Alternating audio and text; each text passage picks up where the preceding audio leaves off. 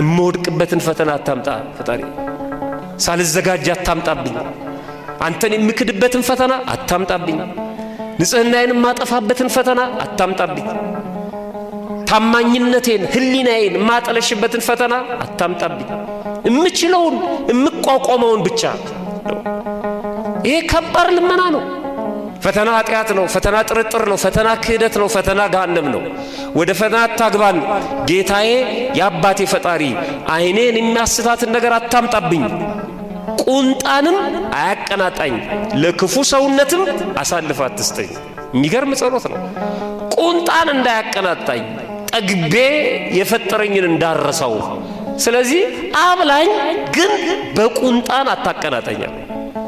ይሄን ሁሉ ምን ላርገው እስከምል ድረስ እስከምበትነው ድረስ አይደለም፣ በመጠን ይስጠኝ። እንዳልጠግብብህ፣ እንዳልተብይ፣ እንዳልተብት፣ በአንተ ላይ እንዳልነሳ፣ እንዳላብይ ቁንጣን አያቀናጣኝ። የቅንጦት ሕይወት አያቀናጣኝ።